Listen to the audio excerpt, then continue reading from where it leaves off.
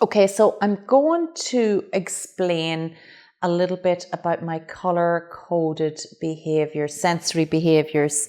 And my dyspraxic brain had to work it out this way so that I could teach it in layman's terms to others. Okay, so I'm going to start with hyper or oversensitive behaviours, or what I call blue behaviours. Okay, so you would have heard me speak in the video about sensory processing disorder, about messages going from the 5 outer sensory systems, so traveling from outside the body up to the brain for processing, and the 3 inside the body sensory systems. So what happens if a child or adult exhibits hyper or oversensory behaviours is that those messages go up to the brain for processing. And I almost visualise it like the brain has a volume button, and that volume button is turned up too high for some or all of the senses. Okay, so what that means is that sounds are too loud.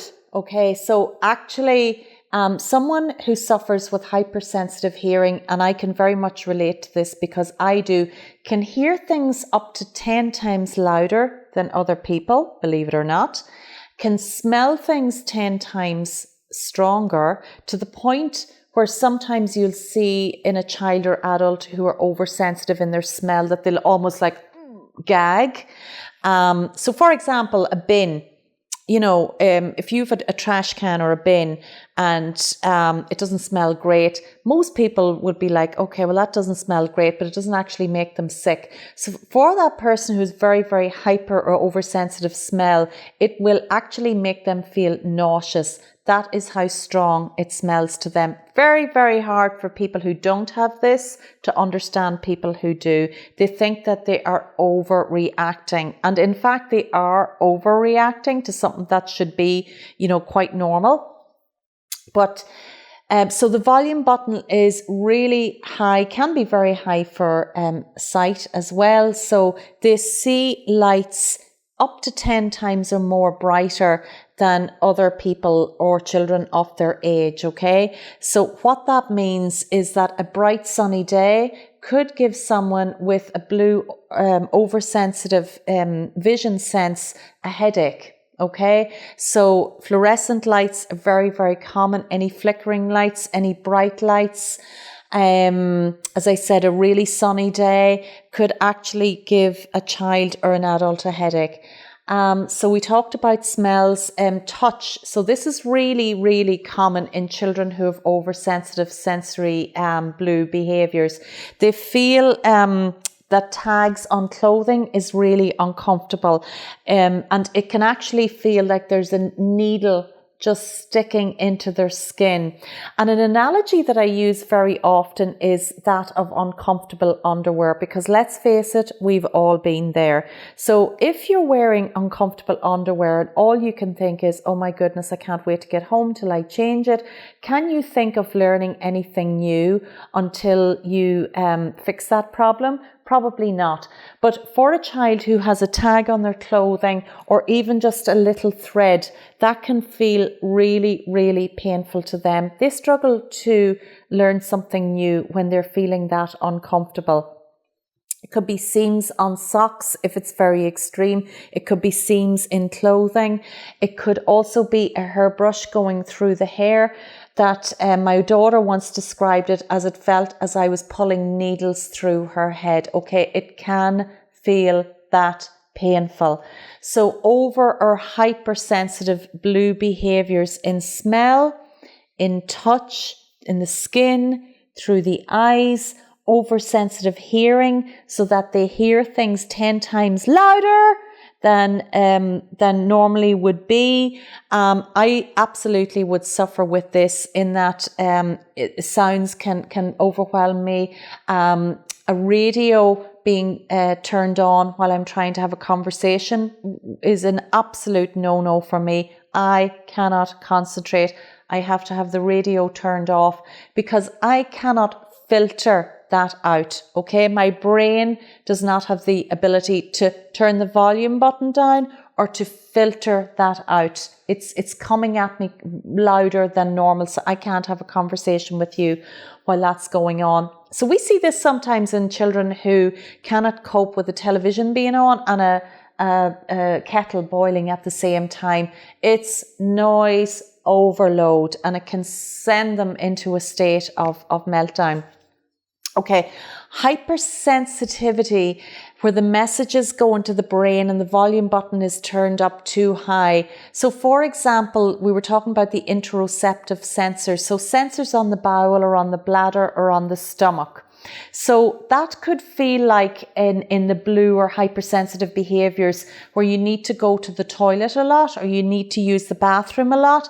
But in fact, those messages are being processed too high or too loud in the brain, and the child is going to the bathroom, but in actual fact, they don't need to, but they might feel that they need to. Hypersensitive,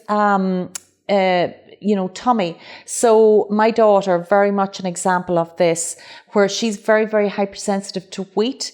And in fact, now that she's a teenager, we've all wheat and gluten out of her diet because her stomach, it's so hypersensitive to it that you can actually almost see it rise up with air, with wind. She's very intolerant of it.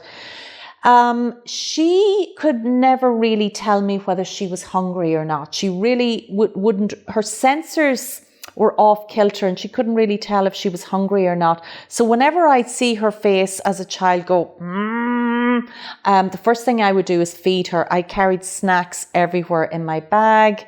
I always had snacks to hand because when her face would turn, I would think, okay, is she hungry? She would not know if she was hungry or not. She would often not know whether she was hot or whether she was cold. So sometimes you'll see children going into school and they have a t-shirt on and it's in the depths of winter. It's freezing cold, but they don't seem to feel it, okay? Sometimes you'll see these children and they will have a big massive coat on, or in my daughter's case, she might be wrapped up in a great big blanket and it's really, really hot day. The sun is splitting the stones outside.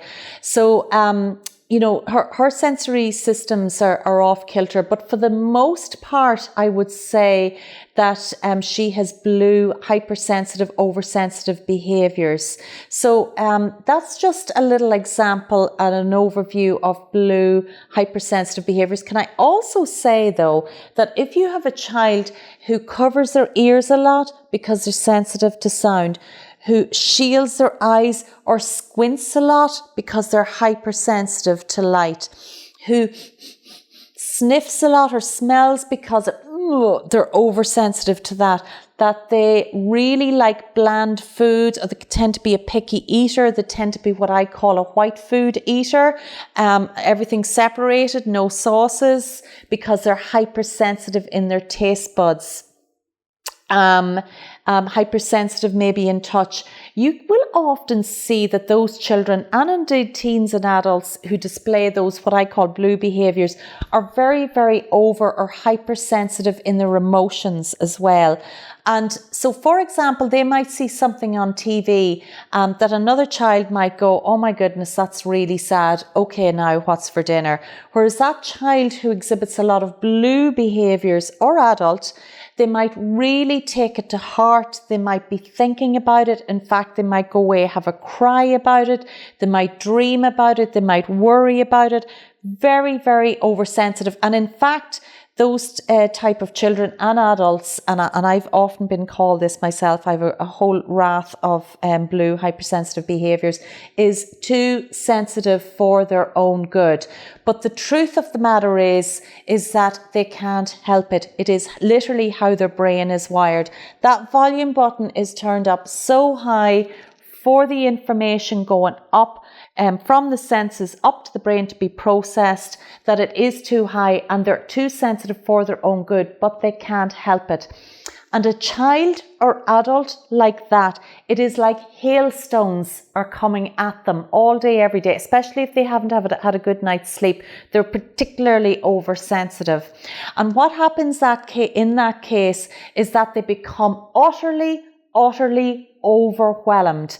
And you've heard about meltdowns, and I'm going to talk about meltdowns in another video. They become utterly overwhelmed by the sounds in school, by all the stuff in the walls that is normally in any classroom, by the running around in the playground, by the drafts coming through the door, by the shirt that they're wearing, by the shoes that they're wearing, the uniform that they're wearing, and by the smell of the child beside them, their lunch. They could be absolutely overwhelmed, and that volume button is turned up so high in the brain that they are overwhelmed. They're exhausted with the effort of trying to filter out the stuff that doesn't matter so they can concentrate on learning in school. Utterly exhausting for that child in school who has those constantly overwhelmed like hailstones through their senses. So please take care and have pity on those children and indeed adults who tend to suffer with a large amount of blue or oversensitive behaviours. And I'm going to talk about other types of sensory behaviours that we see in some other videos. But that's about blue or hypersensitive, oversensitive behaviours for now.